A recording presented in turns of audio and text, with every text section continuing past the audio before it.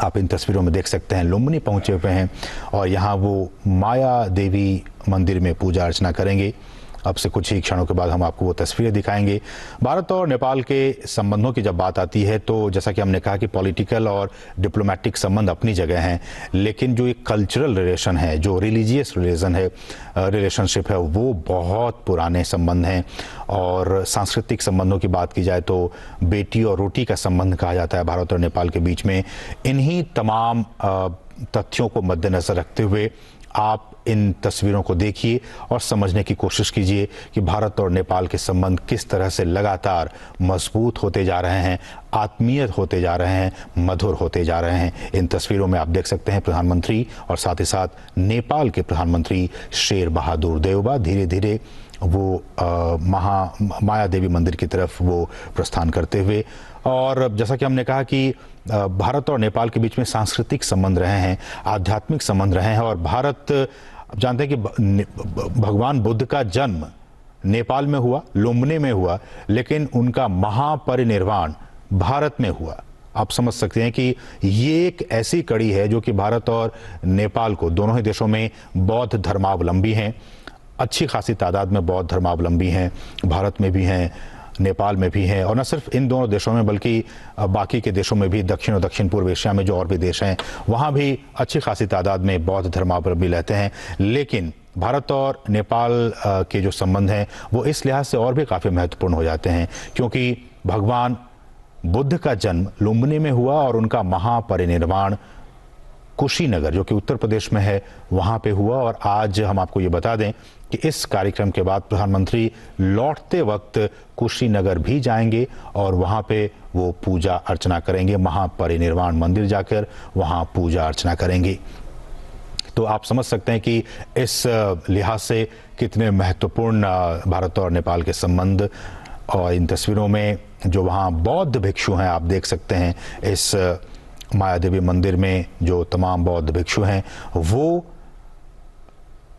प्रधानमंत्री नरेंद्र मोदी को समझाते हुए कि किस तरह से ये चीज़ें हैं, इनका क्या कुछ महत्व है, आध्यात्मिक तौर पर, सांस्कृतिक तौर पर इनके क्या कुछ महत्व हैं, इस बात की जानकारी देते हुए बौद्ध भिक्षु प्रधानमंत्री नरेंद्र मोदी को और उनके साथ साथ उनके पीछे पीछे आप देख सकते हैं नेपाल के प्रधानमंत्री शेर बहादुर देउबा, उनकी धर्मपत्नी और बाकी उनके सरकार के लोग इस दौरान लुम्बिनी में मौजूद हैं। हम आपको बता दें माया देवी मंदिर के बारे में कुछ जानकारी आपको दे दें जो कि आपके लिए, आपकी समझ के लिए बहुत ज़रूरी है। माया देवी मंदिर कहा जाता है कि ये एक बौद्ध धर्म मानने वाले लोगों के लिए आस्था का केंद्र है। जो भी देश और विदेश में जो तमाम बौद्ध धर्मावलंबी हैं, मतावलंबी हैं, वो यहाँ पे आते हैं और उनके लिए एक आस्था का केंद्र है। हो भी क्यों ना, क्योंकि यहाँ पे भगवान बुद्ध का जन्म हुआ था, तो इसलिए ये आस्था का केंद्र है, इसे आस्था का केंद्र माना जाता है। और चूंकि यहाँ की जो बनावट है और चूंकि एक ये विश्व विरासत स्थल है, तो इसलिए यूनेस्को की भी नज़रें इस पर पड़ी और यूनेस्को ने इस माया मंदिर को, माया देवी मंदिर को यूनेस्को की वर्ल्ड हेरिटेज साइट में इसे शामिल कर लिया गया। माया देवी मंदिर को यूनेस्को की विश्व विरासत की सूची में इसे शामिल कर लिया गया है।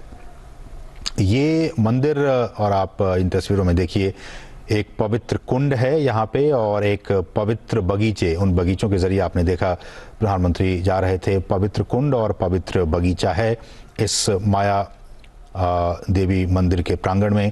और कहा जाता है कि इस साइट पर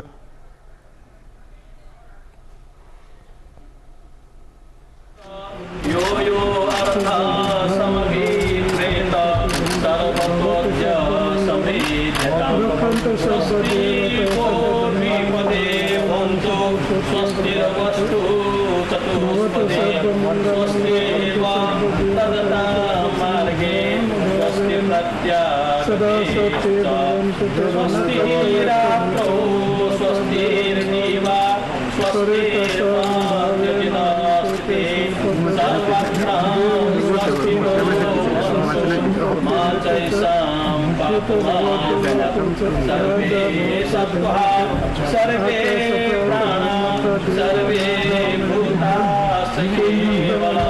सर्वे वै सुखिनः सर्वे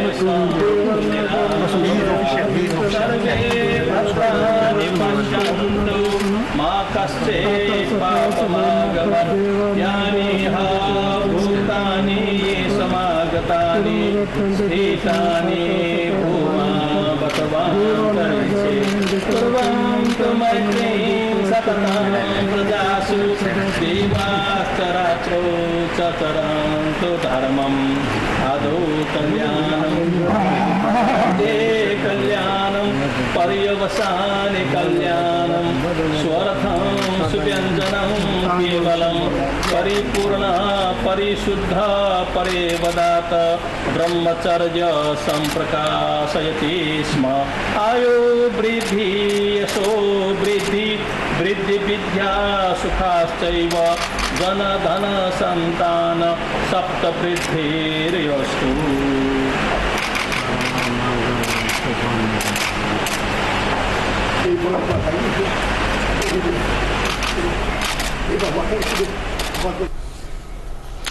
तो आप ये तस्वीरें देख सकते हैं, सीधी तस्वीर हम आपको दिखा रहे हैं डीडी न्यूज़ के ज़रिए।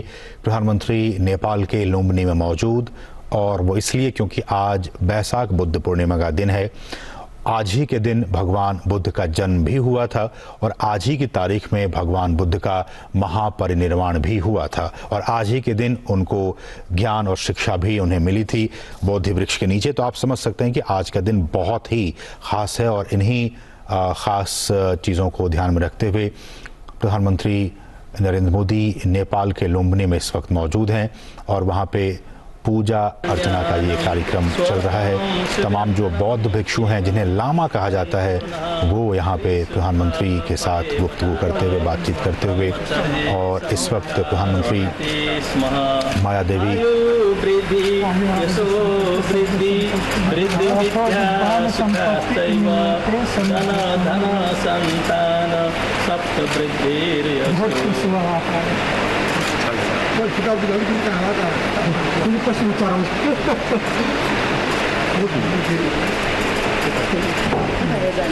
तो आप इन तस्वीरों में देख सकते हैं भारत के प्रधानमंत्री नरेंद्र मोदी और नेपाल के प्रधानमंत्री शेर बहादुर देउबा, जो कि इस वक्त माया देवी मंदिर में पूजा अर्चना कर रहे हैं। माया देवी मंदिर नेपाल के लुम्बिनी में मौजूद है, और ये वही मंदिर है जहां कहा जाता है कि भगवान बुद्ध का जन्म हुआ था।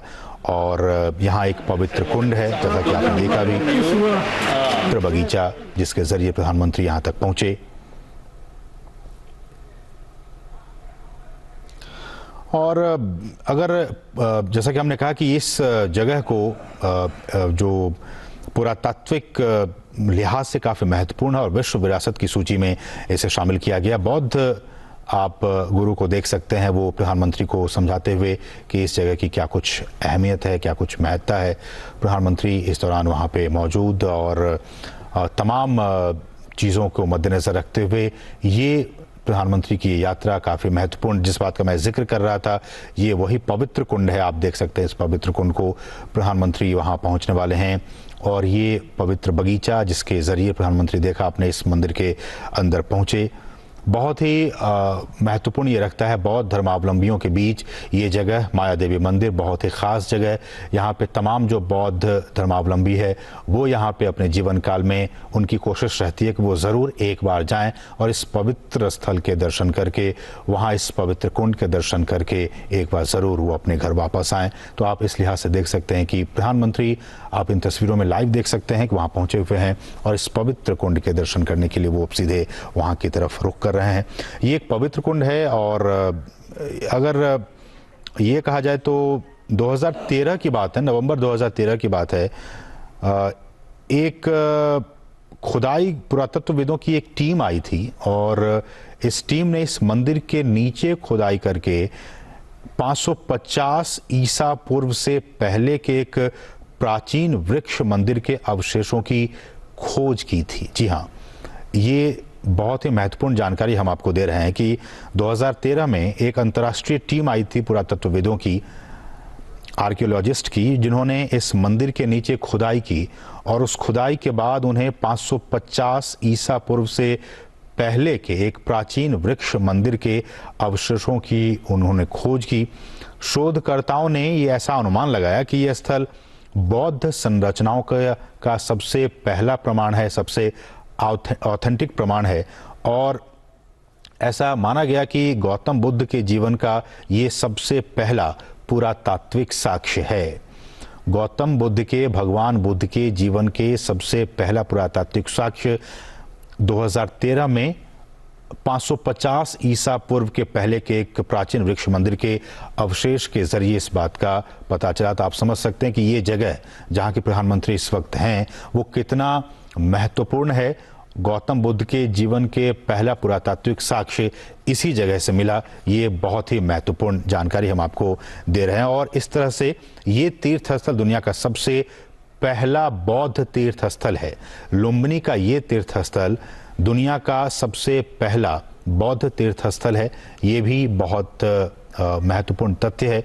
और ऐसा जानकारी है कि ऐसी जानकारी है कि माया देवी का जो ये मंदिर है उसमें सबसे पहले 1896 में जनरल खड़ग शमशेर और डॉक्टर एंटनी फुहेर ने इस स्थान की खोज की थी। 1896 में इस माया देवी मंदिर की सबसे पहले उन्होंने जनरल खड़ग शमशेर और डॉक्टर एंटनी फुहेर ने इसकी खोज की।